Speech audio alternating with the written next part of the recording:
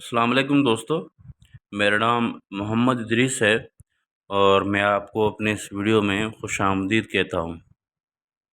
آج کی جو ویڈیو ہے وہ بڑی ہی اہم ویڈیو ہے، کیونکہ ہم آج ایک بہت ہی اہم شرعیہ اسٹینڈرڈ کو ہم ڈسکس کریں گے، وہ ہے بیع سلم۔ شرعیہ اسٹینڈرڈ کیا ہوتا ہے وہ ایک الگ ویڈیو میں بناؤں گا، اس میں شرعیہ اسٹینڈرڈز کے حوالے سے مکمل معلومات انشاءاللہ اس میں ہوگی، تو اس حوالے سے اگر آپ کو کوئی کنفیوژن کو سوالات ہوں تو وہ اس ویڈیو میں انشاءاللہ کلیئر ہو جائیں گے۔ بیع سلم کی آج کی اس ویڈیو میں ہم چند چیزیں دیکھیں گے۔ سب سے پہلے تو یہ دیکھیں گے کہ بیع سلم کیا ہے، راس المال کی شرائط کیا ہیں، مبیع کی شرائط کیا ہیں، سلم میں درپیش صورتیں کون کون سی ہو سکتی ہیں، اور مبیع کی حوالگی کی جو صورتیں ہیں وہ کیا ہیں، اور متوازی سلم کیا ہے۔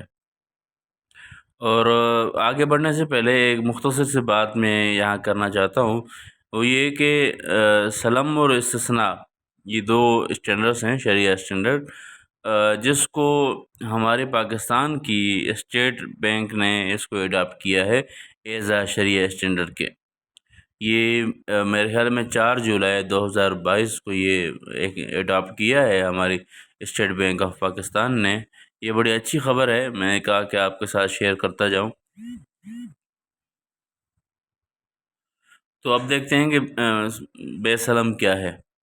سلم ایک ایسی بیع ہے جس کے ذریعے بائع یہ ذمہ داری قبول کرتا ہے کہ وہ مستقبل کی کسی تاریخ میں متعین چیز خریدار کو فراہم کرے گا اور اس کے بدلے میں مکمل قیمت بیع کے وقت ہی پیشگی لے لیتا ہے۔ یعنی اس میں یہ ہے کہ آپ خریدار جو ہے وہ چیز جو خرید کر رہا ہے وہ اس چیز کے بدلے پیمنٹ جو ہے وہ ایڈوانس میں ادا کر دے گا، مگر وہ جو چیز ہے اس کی باقی ساری چیزیں تو طے ہو جائیں گی کہ اس کی صفات کیا ہوں گی، اس کی کوالٹی کیا ہوگی، اس کی مقدار کیا ہوگی، اس کے بدلے قیمت کتنی دی جائے گی، وہ تو طے کر دی جائے گی، مگر وہ چیز اس ٹائم اس مجلس میں ادا نہیں کی جائے گی، وہ مستقبل کی کسی متعین تاریخ میں وہ چیز حوالے ہوگی۔ تو اس بیع کو جس میں پیمنٹ پہلے ہو چیز بعد میں ادا کی جائے تو اس بیع کو بیع سلم کہا جاتا ہے۔ آگے سلم کے لیے 3 لفظ استعمال کیے جا سکتے ہیں، ایک تو سلم خود ہے، دوسرا سلف ہے، دوسرا بیع بھی کہہ سکتے ہیں، بس شرط اس میں یہ ہے کہ اس میں پیمنٹ پہلے آئے اور چیز جو ہے واجب الادا چیز جو ہے وہ بعد میں ادا کی جا رہی ہو۔ خریدار کو رب السلم کہا جاتا ہے، بائع کو، بیچنے والے کو مسلم علیہ کہا جاتا ہے، اور خریدی ہوئی چیز کو مسلم فیہ کہا جاتا ہے۔ یہ اصطلاحات ہیں، یہ بھی ذہن میں رہنی چاہیے تاکہ اگر کہ آپ کہیں پڑھ رہے ہیں سلم کا باب یا کوئی سلم کے حوالے سے چیزیں تو وہاں پر انہی اصطلاحوں کے ذریعے سے ہی چیز واضح کی جا رہی ہوتی ہے۔ سلم کے راس المال کی شرائط، اس کا ہم دیکھیں گے کہ وہ جو مال ہے جس کے بدلے ہمیں چیز ملے گی، وہ مبیع ملے گا، اس مال کی، اس راس المال کی کیا کیا شرائط ہیں۔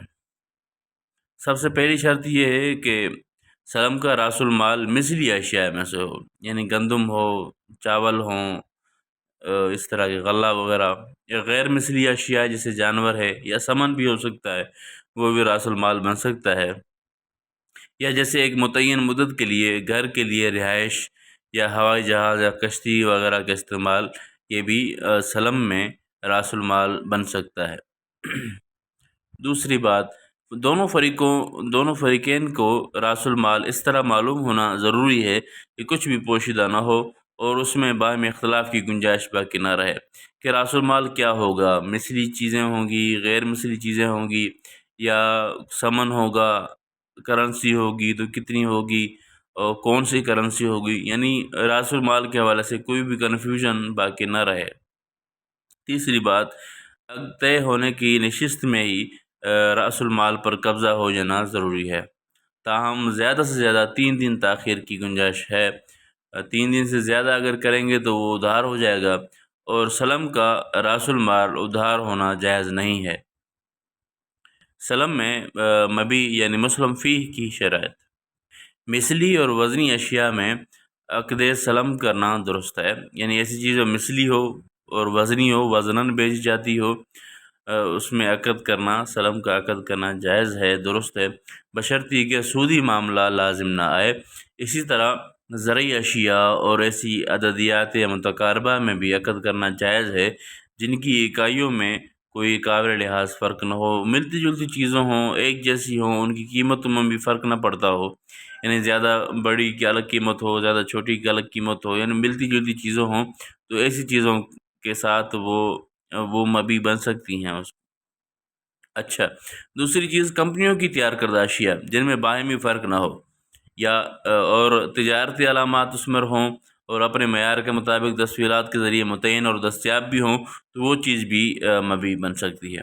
متعین چیز میں سلم کا عقد کرنا درست نہیں ہے، جیسے یہ گاڑی، یعنی یہ گاڑی ہے، اس کو ہم مبی بناتے ہیں اور اس کے بدلے وہ چیز آپ بیچ لیں، وہ کہیں کہ بھئی یہ چیز ادھار، یہ چیز آپ کو بعد میں دی جائے گی اور اس کے بدلے آپ ہمیں ابھی پیمنٹ کر دیں، تو یہ صحیح نہیں ہے۔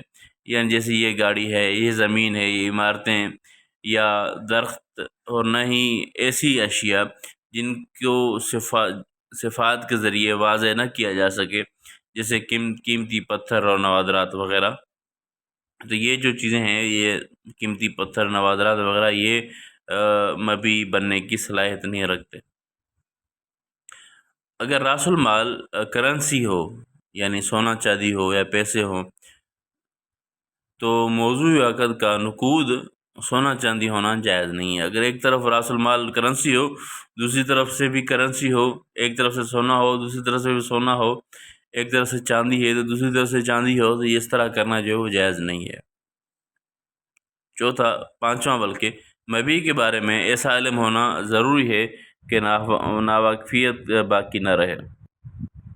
مبی کی مقدار معلوم ہونا بھی ضروری ہے۔ مبی کی حوالگی کا وقت بھی اس طور پر معلوم ہو کہ اس بارے میں تنازع سبب نہ بنے۔ البتہ اس کی اجازت ہے کہ مبی کی مختلف قسطوں میں حوالگی کے لیے متعدد اوقات متعین کر لیے جائیں، وہ بھی اسی مجلس میں، جس مجلس میں وہ جو پیسے ادا کیے جا رہے ہیں، راس المال پیشی ادا کیا جا رہا ہے، تو اسی مجلس میں ہی یہ طے کر لیا جائے کہ بھی آیا یہ جو مبی ہے وہ مکمل ہی حوالہ کیا جائے گا یا یہ چند قسطوں میں ادا کیا جائے گا۔ اگر قسطیں ہوں گی تو وہ کس کس وقفے کے ساتھ، یا کیا اوقات ہوں گے، کیا تاریخیں ہوں گی، وہ بھی پہلے سے ہی مقرر کر دی جائیں تاکہ بعد میں کنفیوژن نہ رہے، بشرطیہ کہ سلم کا راس المال مکمل طور پر ادا کر دیا گیا ہو۔ پیسے پہلے دے دیے جائیں گے، راس المال پہلے ادا کر دیا جائے گا، وہ جو مبی ہے اگر بعد میں یکمشت آ جائے یا قسطوں میں آ جائے تو دونوں صورتیں جائز ہیں۔ اسی بھی طور پر مبی کو سپرد کیے جانے کی جگہ متعین ہونا ضروری ہے۔ یہ جگہ کون سی ہوگی، یہ بھی متعین ہونا انتہائی ضروری ہے۔ البتہ اگر دونوں فریق اس معاملے میں خاموشی اختیار کریں تو جس جگہ عقد طے پایا ہے اسی جگہ مبی کی حوالگی کی جگہ سمجھا جائے گا۔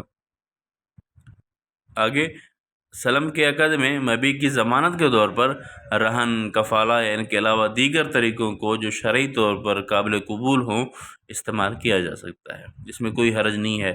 وہ اپنی ضمانت کے لیے رہن ہے، کفالہ ہے، یا اس طرح کوئی چیز کرنا چاہے تو اس کی بالکل اجازت موجود ہے۔ سلم میں درپیش صورتیں کیا ہیں، کیا ہو سکتی ہیں، اس کو ہم دیکھیں۔ خریدار کے لیے مبی پر قبضہ کرنے سے پہلے اس کو فروخت کرنا جائز نہیں ہے۔ خریدار کے پاس ابھی مبی پہنچا ہی نہیں ہے، اس کے قبضے میں آئے ہی نہیں ہے، قبضے میں آنے سے پہلے ہی اس کو فروخت کر دے، یہ جائز نہیں ہے۔ شرط لگائے بغیر خریدار کے لیے سلم کی مدت پوری ہونے کے بعد مبی کے بدلے کوئی اور چیز لینا بھی جائز ہے۔ اسی طرح یہ بھی شرط ہے کہ بدلے میں دی جانے والی چیز سلم کے موجودہ راس المال کے مقابلے میں مبی بن سکتی ہو۔ راس المال کو دیکھا جائے گا اور اس کے مقابلے میں مبی کو دیکھا جائے گا۔ ایک تو کمپیٹیبلٹی، یعنی دونوں برابر تو ہیں، ایسا نہ ہو کہ راس المال زیادہ ہے یا مبی زیادہ ہے، اور دوسرا کہ ایک طرف سونا ہے اور دوسری طرف سے بھی سونا ہے مبی کے طور پر، تو وہ بھی نہیں ہوگا۔ ایسی چیز ہو جو مبی بن سکتی ہو تو وہ جائز ہے، صحیح ہے۔ دونوں فریقوں کی رضامندی سے مبی میں مکمل راس المال کی واپسی کے عوض اکالہ بھی جائز ہے۔ اگر وہ عقد بیع سلم ختم کرنا چاہیں تو وہ بھی جائز ہے، اس میں کوئی حرج نہیں ہے۔ مبی کی حوالگی کی کیا صورتیں ہوں گی؟ فروخت کنندہ پر لازم ہے کہ مبی طے شدہ صفات اور مقدار کے مطابق خریدار کے حوالے کرے۔ اسی طرح خریدار بھی عقد میں بیان کردہ صفات پائے جانے پر مبی قبول کرنے کا پابند ہے۔ وہ لازم اس کو قبول کرنا ہے، بشرطیکہ کہ وہ صفات اس میں پائی جاتی ہوں جو طے ہوئی تھی۔ انکار کرنے کی صورت میں اس کو قبول کرنے پر مجبور کیا جائے گا۔ دوسری، اگر فروخت کنندہ طے شدہ صفات سے زیادہ اچھی چیز پیش کرے اور اس اضافی خوبی کے مقابلے میں کسی عوض کا مطالبہ نہ کرے تو خریدار پر اس چیز کا قبول کرنا ضروری ہے اور اس کو حسن ادا سمجھا جائے گا۔ آگے تیسری صورت، اگر فروخت کنندہ طے شدہ صفات سے کم درجے کی چیز پیش کرے تو خریدار کو یہ حق حاصل ہے کہ قبول کرے یا نہ کرے۔ اگر اسی طرح قبول کر لے تو یہ حسن اقتضا سمجھا جائے گا۔ دونوں فریقوں کے لیے یہ بھی جائز ہے کہ اسی کو قبول کرنے کے لیے باہم سلوک کر لیں، آپس میں طے کر لیں کہ بھائی اس میں کیا بات ہوگی۔ اگر اسی قیمت پر راضی ہو جاتے تو ٹھیک ہے، اگر نہیں ہوتے تو قیمت میں کمی کرنی پڑے تب وہ کر سکتے، اس میں کوئی حرج نہیں ہے۔ آگے تبادلہ کی شرائط کا لحاظ رکھے بغیر کسی اور نوع کی حوالگی کرنا جائز نہیں ہے۔ اگر ایک چیز کہی گئی اس کے بدلے کوئی اور چیز حوالے کی جا رہی ہے تو وہ جائز نہیں ہے بالکل۔ سلم کی مدت پوری ہونے سے پہلے مبی حوالے کرنا درست ہے، بشرطی کہ وہ طے شدہ صفات اور مقدار کے مطابق ہو۔ چنانچہ اگر خریدار کے لیے مبی قبول کرنے میں کوئی رکاوٹ ہو تو اس کو مجبور نہیں کیا جائے گا۔ اگر وہ کہتا ہے کہ میں ابھی قبول کرنے میں مجھے مسئلہ ہے، میں نہیں قبول کر سکتا، تو اس کو مجبور نہیں کیا جا سکتا۔ کیوں مجبور نہیں کیا جا سکتا؟ کہ وہ مدت پوری ہونے سے پہلے ہی اس کو حوالے کیا جا رہا ہے۔ جب مدت پوری ہوتی تب تک ممکن ہے کہ وہ اپنی کوئی سیٹنگ کر لیتا، اس کے لیے اس کی حوالے کرنے کی کوئی ایشو نہ ہوتا۔ اب ایشو ہے تو اس کو بلا وجہ تنگ نہیں کیا جائے گا، اس کو مجبور نہیں کیا جا سکتا اصولاً۔ اگر فروخت کنندہ اپنی مالی تنگی کی وجہ سے مبی کو سپرد کرنے سے قاصر ہو، فروخت کنندہ چیز حوالے نہیں کر پا رہا، تو کیا ہوگا؟ تو اس کو تنگ دستی دور ہونے تک مہلت دی جائے گی، اور تاخیر کی صورت میں قیمت میں کمی کی شرط لگانا جائز نہیں ہے۔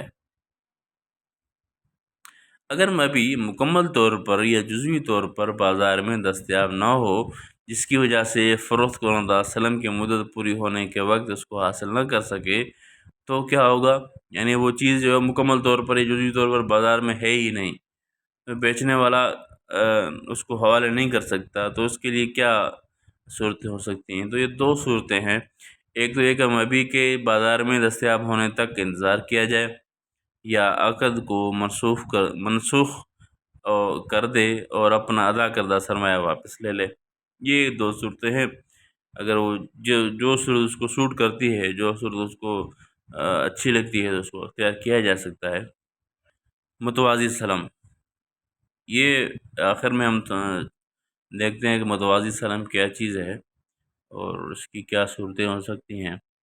فروخت کنندہ کے لیے جائز ہے کہ وہ کسی تیسرے فریق کے ساتھ ایسے سامان کو حاصل کرنے کے لیے ایک مستقل اور متوازی سلم کا عقد کر لے جس کی صفات سلم کے پہلے عقد میں طے شدہ سامان کی صفات جیسی ہوں۔ اسی صفات والی یعنی وہ چیز کے لیے دوبارہ عقد کر لے، وہ بھی عقد جو سلم کا عقد ہو، تاکہ وہ سلم کے پہلے عقد میں عائد ہونے والی ذمہ داری کو پورا کر سکے۔ اس صورت میں پہلے سلم کے عقد میں فروخت کنندہ ہے، دوسرے سلم میں خریدار شمار ہوگا۔ ایک میں بیچنے والا ہے، دوسرے جو عقد ہے اس میں وہ خرید کرنے والا ہے۔ دوسری صورت اس کی کیا ہے کہ خریدار کے لیے بھی جائز ہے وہ کسی تیسرے فریق کے ساتھ ایسا سامان جس کی صفات پہلے سلم کے عقد میں خریدے ہوئے سامان کی صفات جیسی ہوں کو فروخت کرنے کے لیے ایک مستقل اور الگ عقد کر لے۔ وہ جو سامان اس کو ملنا تھا، اس سامان کے بدلے ہی اسی سامان کو مبی بناتے ہوئے وہ آگے اس کو وہ بیچ دے اور وہاں سے جو ہے نا پیمنٹ لے لے۔ شرط یہ ہے کہ دونوں جو ہوں اس کی جو صفات ہوں، مقدار ہو، وہ بالکل سیم ہونی چاہیے، اور یہ عقد دونوں ہوں گے بھی الگ الگ۔ پہلا عقد، پہلا سلم اور دوسرا سلم الگ الگ ہوں، مستقلاً الگ اس کی شرائط ہوں۔ اس صورت میں پہلے سلم کے عقد میں خریدار ہوگا، دوسرے سلم کے عقد میں فروخت کنندہ شمار ہوگا۔ ان دونوں صورتوں میں ایک سلم کے عقد کو دوسرے سلم کے عقد کے ساتھ منسلک کرنا درست نہیں۔ یہ بڑی اہم بات ہے متوازی سلم میں، کہ ان دونوں صورتوں میں ایک سلم کے عقد کو دوسرے سلم کے عقد کے ساتھ منسلک نہیں کیا جا سکتا۔ دونوں الگ الگ ہی رہیں گے تب جا کر وہ جائز ہوگی صورتیں، ورنہ جائز نہیں ہیں۔ بلکہ دونوں عقود کا تمام حقوق و فرائض کے اعتبار سے الگ ہونا ضروری ہے۔ اس وجہ سے اگر ایک فریق نے پہلے سلم کے عقد میں اپنی طے شدہ ذمہ داری پوری نہیں کی تو دوسرے فریق کو اس بات کی اجازت نہیں ہے کہ وہ اس ذمہ داری پوری نہ کرنے کی وجہ سے دوسرے عقد کو فسخ کر لے۔ کیوں فسخ نہیں کر سکتا؟